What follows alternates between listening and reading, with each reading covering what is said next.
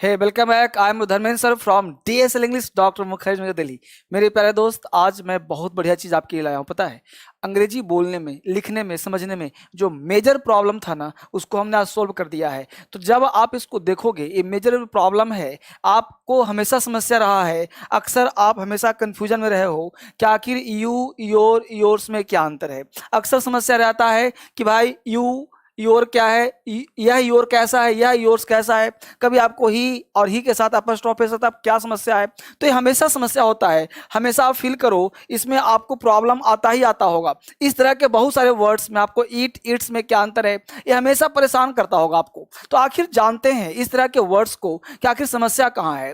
तो आप सब करो क्या कि कॉपी कलम में हर चीज को लिख लो, और जब लिख लोगे ना तो आपको हमेशा याद रहेगा, कंफ्यूजन नहीं होगा। तो आज मैं चाहता हूं कि जो जिस बच्चे का बेसिक कमजोर है, जो बच्चा बेसिक में से एडवांस भी है, जो जैसा भी है, मैं चाहता हूं हर एक बच्चे को सिखाऊं और वह चीज बताऊं कि आप कैसे सीख सकते हो। अब देखो यहाँ पे क्या लिखा है, सब्जेक्ट है यू। अब यू तुम्हारा सब्जेक्ट है, तो सब्जेक्ट के स्थान पर आप प्रयोग क्या करो कि सब्जेक्ट हमेशा अंग्रेजी में स्टार्ट में आता है, यानी सब्जेक्ट के बाद हमेशा क्या आता है, वर्ब आता है। तो यू का मतलब आपको पता है कि हिंदी होगा तुम। अब यू क्या काम करेगा, सब्जेक्ट का। जैसे you are a student, you are going to market. अब यू तुम्हारा जन्म से प्लूरल होता है, क्या होता है, प्लूरल। तो इसके साथ वर्ब भी आजीवन आता है, प्लूरल। जैसे you are going to market, you are a student, ठीक है, you have done this work, you have done this work. तो यू हमेशा क्या काम करता है, सब्जेक्ट का, यानी यू रोल निभाता है सब्जेक्ट का। इसके बाद वर्ब आता है, you are going, you have done, you have a car. इस तरह से आप यू के साथ प्लूरल वर्ब का प्रयोग कर सकते हो। ये बेसिक ज्ञान सबके पास है। यू काम करता है तुम्हारा किसका, सब्जेक्ट का। अब रहा बात करें योर का, और यह योर का और यह योर्स का। तो पहले हम इन दोनों में अंतर देखते हैं कि आखिर इन दोनों में क्या अंतर है। बहुत बारीकी से धीरे धीरे आपको सिखाऊंगा, सिखाने का प्रयास करूंगा। अब यह तो सबको पता था यू क्या है। अब कॉन्सेप्ट है योर, और यह योर में क्या अंतर। देखिए गौर से, सबसे पहला काम जानिए कि आखिर इन सब में अंतर क्या है, एक समझने का प्रयास कीजिए। देखिए यहाँ वर्ड लिखा हमने वाई ओ यू आर, और यहाँ लिखा Y O U R S. अभी इस पे आऊंगा, अभी इसको हमने छोड़ दिया हुआ है। यह योर और इस योर्स में क्या अंतर है, बेसिकली समझिए। यह जो योर है वह एडजेक्टिव का रोल करता है, और यह जो योर्स है यह प्रोनाउन का काम करता है। अब प्रश्न उठता है कि सर एडजेक्टिव और प्रोनाउन में क्या अंतर है। तो समझिए बच्चे, अगर ये योर है तो इसके बाद नाउन आएगा, और यह जो योर्स है, योर्स, इसके बाद नाउन लगा दिया तो गलत हो जाएगा। बात समझ में आया। यह जो योर है इसके बाद नाउन आएगा, यह जो योर्स है इसके बाद नाउन नहीं आएगा। दो एग्जांपल से चेक करते हैं। हमने कहा यह कलम तुम्हारा है, हमने बोला यह कलम तुम्हारा है। दिस पेन इज, हमें बोल दिया यहाँ पे योर। आप लोग इसको बोलने में गलती करते होंगे। हम बोल this pen is your, this pen is your. आप बताइए कि this pen is your right है कि रॉन्ग है। देखिए यहाँ पे योर के बाद क्या चाहिए था, नाउन चाहिए था। बोलो गलत हुआ कि नहीं हुआ। हम लोग बोल चाल में गलती करते रहते हैं, हमेशा गलती करते हैं। अब बताइए दिस पेन इज योर गलत हुआ कि नहीं हुआ। तो this pen is your wrong हो गया। राइट क्या होना चाहिए था सर, राइट होना चाहिए था दिस पेन इज योर्स। अब देखिए रॉन्ग उतार लिया आपने। अब इसको राइट करता हूं, राइट होना चाहिए था, तो राइट करते दिस पेन इज योर्स। अब ये राइट हो गया, दिस पेन इज योर्स, क्योंकि योर्स के बाद नाउन का प्रयोग नहीं होता। दोनों का हिंदी सेम होता है। योर मतलब तुम्हारा, यू मतलब तुम, योर मतलब तुम्हारा, योर्स का मतलब भी तुम्हारा होता है। अंतर समझना है कि दिस पेन इज योर्स, अब ये राइट हो गया। या फिर आप प्रयोग करते इस तरह से कि दिस इज योर पेन। अगर आप लिखते यहां पे कि दिस इज योर पेन तो सही होता। अगर आप लिखना चाहते हो कि दिस इज योर पेन तो ये सही होता, क्योंकि योर के बाद क्या आना चाहिए था, नाउन आना चाहिए था। तो दिस इज योर पेन सही है, लेकिन दिस पेन इज योर्स सही होगा। ये समझने का प्रयास करें। अब this is your pen, your के बाद क्या चाहिए, नाउन चाहिए, क्योंकि योर है क्या, एडजेक्टिव है। यहां फिर समझिए गौर से, यहां जो मैं सिखाने का प्रयास कर रहा हूं, यहां मैं कहना चाह रहा हूं बच्चे कि वाई ओ यू आर के बाद नाउन लगाइए, और Y O U R S के बाद नाउन का प्रयोग मत करें। यानी कि आपने बोला कि दिस इज योर बुक, ये राइट है। हमने बोला this book, this book is, और साफ लिखता हूं, दिस बुक इज योर्स। अब ये दोनों एग्जाम्पल राइट हो गए। यानी कि दिस इज योर बुक, यहां जो सेंटेंस था आप समझिए कि दिस इज योर बुक, ये बुक क्या है, नाउन है, और नाउन से पहले क्या रहता है, एडजेक्टिव, और this book is yours, yours क्या हो गया, प्रोनाउन हो गया, क्योंकि इसके बाद कभी कोई नाउन का प्रयोग नहीं किया जाएगा। अब अंतर समझ में आपको आ गया होगा कि यू आर योर में क्या अंतर है, यहाँ पे वर्ड क्या था, YOURS, तो यह समझ में आ गया, यह समझ में आ गया, ये भी समझ में आ गया। अब देखते हैं ये वाला योर क्या है, इसके बारे में जानते हैं। बहुत सुंदर, आप धीरे धीरे समझने का प्रयास करिए। यह देखिए ये वाला योर क्या है, यह जो योर है इसको जो हम लोग बोलते हैं, इस योर को, इसे बोलते हैं कॉन्ट्रैक्टेड फॉर्म। कॉन्ट्रैक्टेड फॉर्म का मतलब होता है कि यह हो गया YOU और योर के बाद यहाँ पे RE लिखा है, यानी कि यह योर नहीं है, यह UR है, यानी इसका फुल फॉर्म है UR। यह बेसिकली कॉन्ट्रैक्शन है, शॉर्ट फॉर्म है, यानी योर का ये UR का ये शॉर्ट फॉर्म है। लोग अगर कहीं भी लिखा मिले तो आप ये समझो कि UR लिखा हुआ है, जैसे यू आर अ स्टूडेंट, है ना, you are going to market, यू लिख दिया और यहाँ पे RE कर दिया, you are going to market you're. अब इसी को लोग शॉर्ट क्या बोलते हैं, you are going to market, है ना, you are going to market. तो हमने क्या कहा आपको कि इसी योर को लोग योर बोलते हैं, you are going to market, तो शॉर्ट में लोग you are going to market बोल देते हैं। हम लोग को लगता है कि वह योर बोल रहा है, बेसिकली यह जो योर है लोग समझते हैं कि YOUR योर है, योर अ स्टूडेंट, गलत हो जाता है। आप समझना होगा you are a student, basically you are का एक शॉर्ट फॉर्म है, तो ये समझने के लिए आपकी आवश्यकता है। तो यहां तक आई होप समझ में आपको आ गया होगा। आगे बढ़ते हैं अगले कॉन्सेप्ट की तरफ। अब देखो ईट, ईट्स और इट्स में क्या अंतर है। ये अक्सर बोलने में यह भी इट सेम है, यह भी इट सेम है, दोनों का कॉन्सेप्ट इट्स इट्स, दोनों को इट्स इट्स बोल देते हैं। यह इट बेचारा अलग है ही। यह जो इट है ना, ये काम करता है सब्जेक्ट का। ध्यान दीजिए, हमेशा सेंटेंस में जब सब्जेक्ट हो या ऑब्जेक्ट हो, मैटर ये नहीं है, इट का प्रयोग होता है सब्जेक्ट जैसा, और इट होता है सिंगुलर, इसलिए इट के साथ हमेशा इज या वाज का प्रयोग करते हैं। अगर प्रेजेंट होगा तो इज का प्रयोग, पास्ट होगा तो वाज का प्रयोग। जैसे हम कहीं भी प्रयोग करते हैं इट का, जैसे मान लो हमने कहा कि I have a pen, I have a pen, और हमने कहा it is black, it is black. तो यह जो ईट है वो पेन के लिए आया है कि मेरे पास एक कलम है और यह पेन कैसा है, काला है। तो ये ईट जो है काम करता है किसका, सब्जेक्ट का, और ये ईट जो है वो प्रोनाउन है। क्या कहा हमने, प्रोनाउन है। प्रोनाउन का मतलब होता है it is use instead of a noun, जो नाउन के बदले में काम कर जाता हो। इसको डिटेल पढ़ाऊंगा अलग से, और ईट का प्रयोग हमने अलग से पढ़ाया भी होगा आपको। तो ईट जो है वो काम करता है किसका, सब्जेक्ट का। अंग्रेजी बोलने में बहुत यूज होता है और हमेशा बच्चे इसमें कंफ्यूज होते रहते हैं। तो ईट क्या है, सब्जेक्ट का काम करता है, और ईट के बाद इज या वाज का प्रयोग करते हैं। और ये I have a pen, it is black, या it is Monday today, it is Sunday today, it is Saturday today. तो इट इज के बाद यहाँ पे हम लोग इट इज का प्रयोग डे, डेट, नाइट में करते हैं। इस तरह से प्रयोग इसका आप लोग कर सकते हो। सेकंड थिंग की बात करें, अब देखो यहाँ पे इट्स है। अब इस इट्स और इस इट्स में क्या अंतर है, इसको आप जानने का प्रयास करें। बेसिकली मैं बात करूं बच्चे, तो यह जो इट्स है और ये जो इट्स है, इसमें अंतर यह है कि जैसे आप बोलते हो इट्स, और यह जो इट्स है, ये अंतर क्या है, यह जो इट्स है ये है पजेसिव।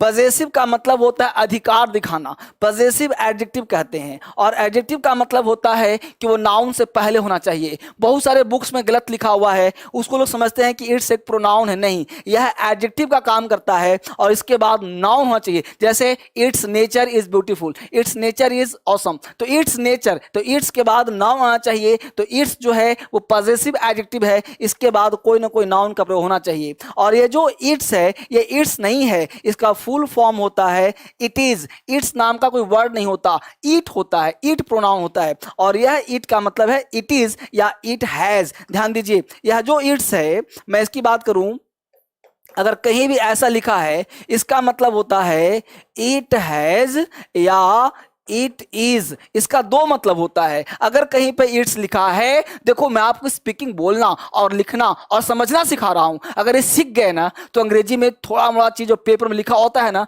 आपको कंफ्यूज नहीं करेगा। यह इट्स का मतलब हुआ इट हैज या इट इज। जैसे it is black, it is red, it has 2 years, it has 2 legs, बोलते ना हम लोग, it has 2 legs, it has 2 years. तो इस तरह से आप बोल सकते हो। तो इट हैज का मतलब इसके पास है ना, तो इट के बाद या तो इट्स का मतलब या तो इट हैज समझे या तो इट इज समझे। बात समझ में आ रहा है ना, कंफ्यूजन दूर कर लेना है। इस तरह से अगला कंफ्यूजन है देयर दियर और दे आर, ये अंतर क्या है वो समझिए। बेसिकली मैं बात करूं इस दियर का, तो यह देयर है, इसका साउंड होता है इस तरह से, देया देयर। लोग इसको देयर बोलते हैं, तो देयर नहीं बोलते, ध्यान दीजिएगा, देयर नहीं बोलते, पढ़ते हैं इसको हम लोग दिया। क्या पढ़ते हैं? देया। और इसका साउंड होता है दिया, ध्यान दीजिएगा, इसका साउंड होता है दिया, दियर नहीं, रा नहीं बोलते लास्ट में, दिया, देया दिया, है ना। तो ये समझना है आपको। तो इसका साउंड इस एक्चुअली क्या होता है कि यहाँ पे ऐसे होता है दिया, यहाँ पे इस तरह से ऐसे बोलते हैं देया देया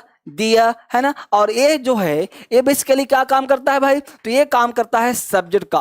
क्या काम करता है? सब्जेक्ट का। अब सब्जेक्ट काम करता है बच्चे, तो ये सब्जेक्ट को, इसको हम बोलते हैं इंट्रोडक्टरी सब्जेक्ट। यानी इसके बाद आपको ध्यान दो, ये ऐसा वीडियो नहीं है कि हमने 2 4 5 मिनट का बना दिया और बोला बोलो अंग्रेजी, ऐसे नहीं। यह वीडियो जितना भी मैं बनाता हूं ये पढ़ाने वाला है, सिखाने वाला है, ये इंटरटेनमेंट नहीं है। हमेशा मैं आपको सिखाने का ही प्रयास करता हूं, डिटेल। हमने बोला देयर, अब देयर काम क्या करता है? सब्जेक्ट का। तो सब्जेक्ट है तो इसके बाद क्या लेगा? वर्ब लेगा। There is a boy, there are boys, यानी इसके बाद जो नाउन होगा उसके अनुसार ये वर्ब डिसाइड करेगा। यानी वर्ब को डिसाइड ये जो है नाउन करता है, इससे देयर से कोई मतलब नहीं होता है। हम लोग कह सकते हैं कि देयर के बाद आप इज भी लगा सकते हैं, देयर के बाद आर भी लगा सकते हैं। हमने कहा देयर इज अ बॉय, एक लड़का है, देयर आर बॉयज, लड़के हैं, है ना। हमने नहीं बोलते कभी कभी एक राजा था, there was a king lived in a, बोलते इस तरह से हम लोग, तो देयर वाज अ किंग बोलते हैं ना फटाफट, इस तरह से काम करते हैं। तो देयर काम करता है किसका? सब्जेक्ट का।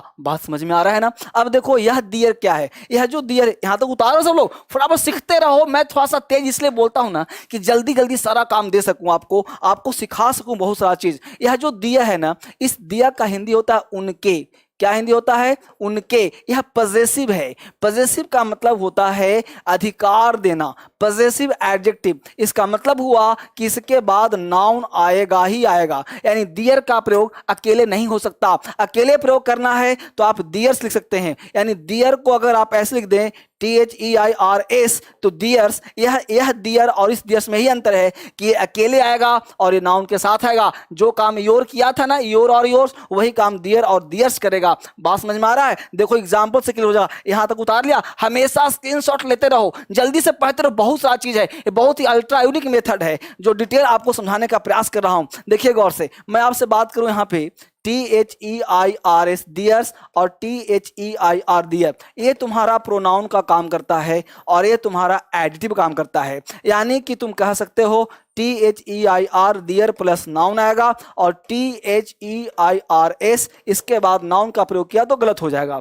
जैसे मुझे कहना है यह कलम उन लोगों का है, तो हमने बोला दिस पेन इज दियर्स, तो ये सेंटेंस सही हो जाएगा। दिस पेन इज दियर्स, यह कलम उन लोगों का है। या मैं बोलूं कि this is their pen, this is their pen, तो यह भी सही हो जाएगा कि यह उन लोगों का कलम है। दिस इज दियर पेन या दिस पेन इज दियर्स, यह दोनों सही होगा क्योंकि दियर के बाद नाउन आना चाहिए। तो दिस इज दियर पेन या दिस पेन इज दियर्स, ये दोनों केस में सही हो सकता है। इसको आप समझने का प्रयास कीजिए। जैसे हमने दियर को बोला और दियर को बोला, तो यह दियर जो है, ध्यान दीजिए फिर से एक बार, हमने बोला एक एग्जाम्पल और देखिए, हमने बोला कि दिस बुक इज दियर, एक गलत हो जाएगा।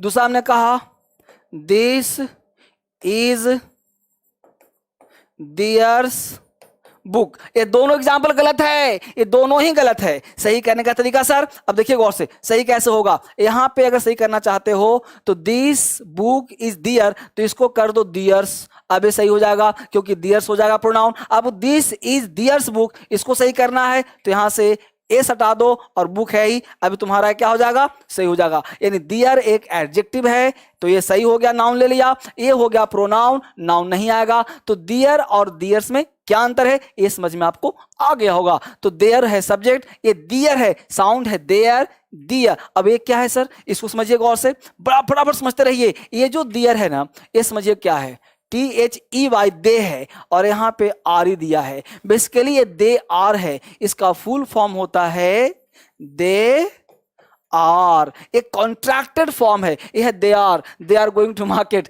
दे आर है ना, दे आर स्टूडेंट्स, इस तरह से they are going to market, they are, तो दे का मतलब क्या हो जाता है, इस दे का मतलब हो गया वे या वे लोग, है ना जी, तो वे या वे लोग, तो ये काम क्या कर रहा है, सब्जेक्ट का, और ये आर का कॉन्ट्रैक्शन है, तो दे आर इसका फुल फॉर्म है। आई होप यह भी आपको समझ में आ गया होगा, बहुत इंटरेस्टिंग है ना। ये देखो कॉम्प्लीमेंट और कॉम्प्लीमेंट में क्या अंतर है, बेसिकली बात करूं बेटा, तो ये कॉम्प्लीमेंट और एक कॉम्प्लीमेंट, इसका साउंड देखो, ई का अंतर बस है, सिर्फ ई का अंतर है। देखो यहाँ पे ई और ई को आई में चेंज कर दिया, यहाँ पे ई था, इसको आई में चेंज कर दिया, कॉम्प्लीमेंट कॉम्प्लीमेंट कॉम्प्लीमेंट कॉम्प्लीमेंट, तो ये कॉम्प्लीमेंट है, इसका मतलब पता है क्या होता है, इसका मतलब होता है पूरक, पूरक का मतलब होता है एक्स्ट्रा, एक्स्ट्रा का मतलब होता है अतिरिक्त, जो ऑब्जेक्ट ना हो, जैसे सब्जेक्ट है, वर्ब है, और वर्ब के बाद ऑब्जेक्ट नहीं आता तो क्या आता है, कॉम्प्लीमेंट आता है। जैसे हमने कहा यू आर ए स्टूडेंट, हमने कहा यू आर अ स्टूडेंट, कोई पूछे कि यू तुम्हारा क्या है,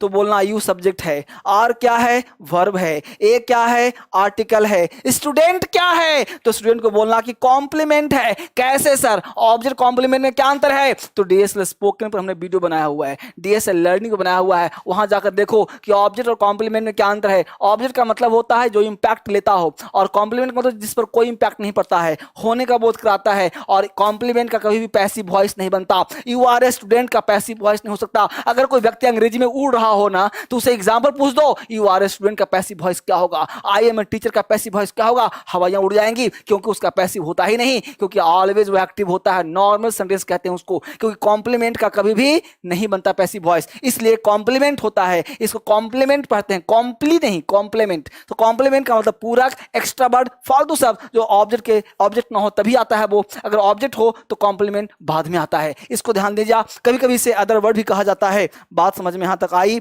या नहीं आई, सो बताइए। अगला वर्ड है कॉम्प्लीमेंट। इस कॉम्प्लीमेंट का मतलब होता है प्रशंसा, प्रशंसा। अगर किसी को आप प्रशंसा करते हो ना, किसी की तारीफ करते हो ना, उसे कॉम्प्लीमेंट देते हो, तो कॉम्प्लीमेंट का मतलब तारीफ करना, प्रशंसा करना, it's my compliment, it's your compliment, मतलब प्रशंसा करना, तारीफ करना। फटाफट बढ़िए आगे, और आपको बोलने का तरीका सिखा रहा हूं, कैसे आप सीखोगे। अगला वर्ड है देन, और देन में क्या अंतर है। इस देन का मतलब होता है तब, फटाफट सीखिए। तब का मतलब होता नहीं बोलते देन व्हाट, तब क्या, देन व्हाट, देन व्हाट नहीं बोलते, तब क्या, देन व्हाट, तब क्या, तो देन का मतलब तब होता है, ये है देन। इस देन का प्रयोग करते हैं कंपेयर करने के लिए। कंपेयर का मतलब होता है कि जब दो वस्तु मौजूद हो, यानी देन का प्रयोग तब करना। ध्यान देना बच्चे कि देन से पहले यदि सब्जेक्ट हो तो देन के बाद भी होना चाहिए सब्जेक्ट। ध्यान देना बच्चे, देन से पहले यदि सब्जेक्ट हो तो देन के बाद भी सब्जेक्ट, देन से पहले यदि ऑब्जेक्ट हो तो देन के बाद भी होता है ऑब्जेक्ट। यानी देन हमेशा उस चीज को फॉलो करता है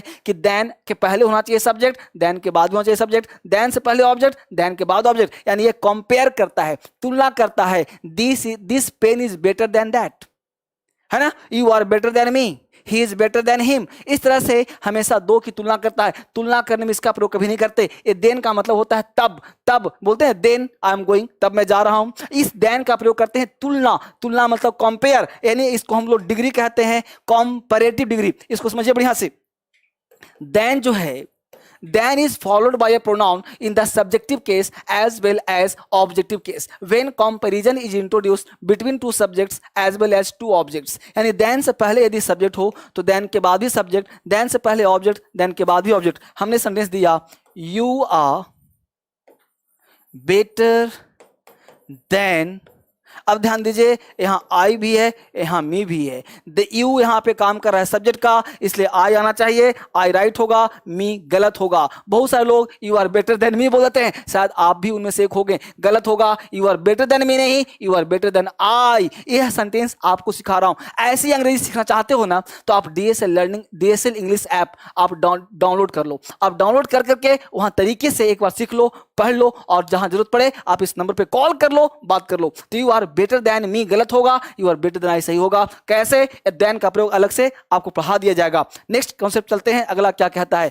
ही और हिज में क्या अंतर, देखिए फटाफट। यहाँ पे बेसिकली ही काम करता है सब्जेक्ट का, ही क्या काम करता है बच्चे, सब्जेक्ट का। और यहाँ पे ही जो है, ही काम करता है सब्जेक्ट का, सबको पता होगा। He is a teacher, he is a student. अब यहाँ देखो, यहाँ पे हीज क्या है, दो काम करता है। या तो ही यहाँ पे ही हैज है, या तो ही हैज है, या तो ही इज है, ध्यान दीजिएगा, या तो ही हैज है या तो ही इज है। तो ही हैज गॉन, यहाँ पे हिज का मतलब ही हैज भी हो सकता है और ही इज भी हो सकता है। यहाँ पे अगर ऐसे लिखा है इसका मतलब ही इज भी, जैसे आप बोल सकते हो कि ही इज अ टीचर, तो ही इज अ टीचर, इस हीज को शॉर्ट में हीज लिखा हुआ है, he is teacher. He has gone, he has eaten, तो ही हैज भी हो सकता है और ही इज भी हो सकता है, यानी यह कॉन्ट्रैक्शन फॉर्म कहा जाता है और इसके आधार पर आप बेहतर नहीं सीख सकते हो। आगे देखो, प्रिंसिपल और प्रिंसिपल में क्या अंतर है। प्रिंसिपल और प्रिंसिपल में क्या अंतर है, ये जो प्रिंसिपल है इसमें ए लगा हुआ है और PLE लगा हुआ है। ये बेसिकली राइटिंग में बच्चे गलती कर जाते हैं,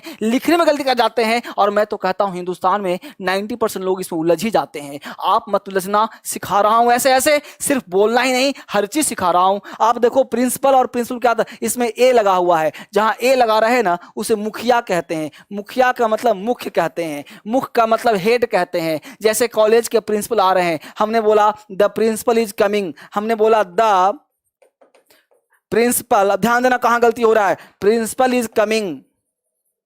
90% बच्चे गलती कर जाते हैं। अब देखो हमने द प्रिंसिपल लिखा, बोलो गलत हुआ कि नहीं हुआ, क्योंकि प्रिंसिपल यहां PLE कर दिया, हो गया गलत। यहां होना चाहिए था प्रिंसिपल इज कमिंग का होना चाहिए spelling the principal, PRINCIPL, the principal is coming. इस प्रिंसिपल का मतलब हुआ मुख्य, यानी प्रिंसिपल आ रहे हैं, यानी प्रिंसिपल कॉलेज के हेड आ रहे हैं। प्रिंसिपल एक पद हो गया, मुखिया आ रहे हैं, मुख्य आ रहे हैं, कॉलेज के हेड आ रहे हैं, इस प्रिंसिपल का मुख्य हो गया। अब इस प्रिंसिपल का मतलब होता है सिद्धांत, इसका मतलब होता है बच्चे सिद्धांत। सिद्धांत का मतलब होता है, कोई प्रिंसिपल नहीं बोलते सिद्धांत है मेरा, माय प्रिंसिपल इज दैट, तो माय प्रिंसिपल ये नहीं, इस प्रिंसिपल का मतलब कॉलेज स्कूल के प्रिंसिपल हैं, कॉलेज के प्रिंसिपल है। जो हेडमास्टर कहते हो ना उसको प्रिंसिपल भी कहते हैं, लेकिन स्पेलिंग ये वाला होगा। और ये प्रिंसिपल का मतलब हो गया सिद्धांत। सिद्धांत का मतलब हर व्यक्ति का एक सिद्धांत होता है कि भाई मैं ये काम करूंगा, ये मेरे सिद्धांत के बाहर है। तो वह मेरे प्रिंसिपल के बाहर नहीं, इस प्रिंसिपल के बाहर है। यह डॉक्ट्रिन है, सिद्धांत है, मत है,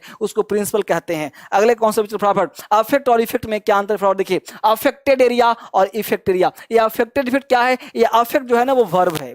इस अफेक्ट का मतलब होता है प्रभाव पड़ना, इस अफेक्ट का मतलब होता है प्रभाव पड़ना, प्रभाव पड़ना या प्रभाव होना, अफेक्ट है ना। जैसे मेनी पीपल आर अफेक्टेड है ना, तो मेनी पीपल आर अफेक्टेड, तो मेनी पीपल आर अफेक्टेड, तो यहां क्या हो गए, प्रभावित हो गए। अफेक्टेड का मतलब होता है प्रभावित होना, यानी कि उसका इंपैक्ट पड़ना। और इफेक्ट का मतलब होता है रिजल्ट, रिजल्ट। रिजल्ट का मतलब होता है the effect of corona, corona का जो परिणाम हुआ है। तो इफेक्ट का मतलब क्या होता है, परिणाम, इसको हम लोग परिणाम भी कह सकते हैं। परिणाम का मतलब होता है बच्चे रिजल्ट, जो रिजल्ट निकलता है, इफेक्ट आता है, उसको हम अफेक्ट और इफेक्ट में बच्चे कंफ्यूज कर जाते हैं। अफेक्ट का वर्ब है और इफेक्ट तुम्हारा नाउन का काम करता है। इफेक्ट का मतलब क्या होता है, परिणाम या रिजल्ट होता है। आई होप इस तरह की चीज आपको समझने का प्रयास करना है बच्चे। जब आप समझने का प्रयास करोगे तो अंग्रेजी आपका आसान हो जाएगा, बेहतर हो जाएगा। मैं बेसिकली एक प्रयास किया हूं इसको देने का, इसको बारीकी से आप लिख लें, नोट डाउन कर लें, मेरे वर्ड्स पे ध्यान दें। बोर्ड पे लिखता हूं और वर्ड से मैच करें, बार बार सुने, दोबारा सुने, और इसको साथ साथ पता है क्या है, 10 लोगों से पूछें भी और देखिए कौन लोग क्या जानता है। तब आपको बेहतर नॉलेज मिलेगा कि भाई लोग नहीं जानते हैं, मैं जानता हूं। अगर नहीं जानते हैं तो उन्हें सिखाने का प्रयास करें, जानकारी दें, ताकि एक बेहतर नॉलेज मिल सके। DSL का मतलब है आपको जगाना और आपको जगते रहना, क्रांति फैलाना। फिर से मिलते हैं आपके साथ एक नए वीडियो में, तब तक आप देखते रहिए। Thank you very much.